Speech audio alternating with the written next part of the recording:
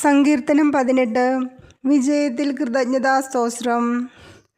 കർത്താവേ, എൻ്റെ ശക്തിയുടെ ഉറവിടമേ, ഞാൻ അങ്ങയെ സ്നേഹിക്കുന്നു.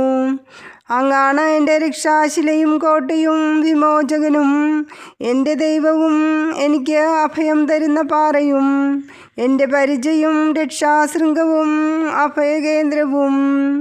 സ്തുത്യർഹനായ കർത്താവിനെ ഞാൻ വിളിച്ചപേക്ഷിക്കുന്നു. അവിടുന്ന് എന്നെ ശത്രുക്കളിൽ നിന്നും രക്ഷിക്കും. മരണപാശം എന്നെ ചുറ്റി, വിനാശത്തിൻ്റെ പ്രവാഹങ്ങൾ എന്നെ ആക്രമിച്ചു.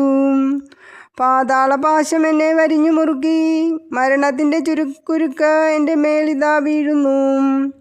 കഷ്ടതയിൽ ഞാൻ കർത്താവിനെ വിളിച്ചപേക്ഷിച്ചു. എൻ്റെ ദൈവത്തോട് ഞാൻ സഹായത്തിനായി നിലവിളിച്ചു. അവിടുന്ന് തൻ്റെ ആലയത്തിൽ നിന്ന് എൻ്റെ അപേക്ഷ കേട്ടു. എൻ്റെ നിലവിളി അവിടുത്തെ കാതുകളിലെത്തി.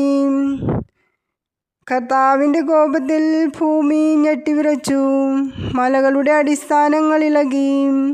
അവിടുത്തെ നാസികയിൽ നിന്ന് ധൂപപടലം ഉയർന്നു, വായിൽ നിന്ന് സംഹാരാഗ്നി പുറപ്പെട്ടു, കനലുകൾ കത്തിച്ചൊലിച്ചു. ആകാശം ചായ്ച്ച് അവിടുന്ന് ഇറങ്ങി വന്നു, കൂരിരുട്ടിന്മേൽ അവിടുന്ന് പാദമുറപ്പിച്ചു. കെരൂബിനെ വാഹനമാക്കി അവിടുന്ന് പറന്നു, കാറ്റിൻ്റെ ചിറകുകളിൽ അവിടുന്ന് പാഞ്ഞു വന്നു. അന്ധകാരം കൊണ്ട് അവിടുന്ന് ആവരണം ചമച്ചു, ജലം നിറഞ്ഞ കാർമേഘങ്ങൾ കൊണ്ട് വിധാനമൊരുക്കി.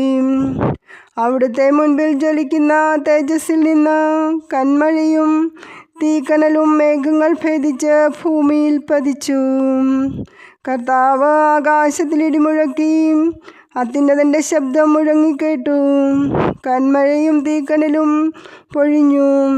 അവിടുന്ന് അമ്പയച്ച് അവരെ ചിതറിച്ചു, മിന്നൽ പിണർ കൊണ്ട് അവരെ പായിച്ചു.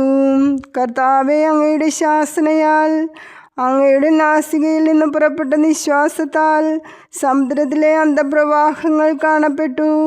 ഭൂമിയുടെ അടിസ്ഥാനങ്ങൾ അനാവൃതമായി.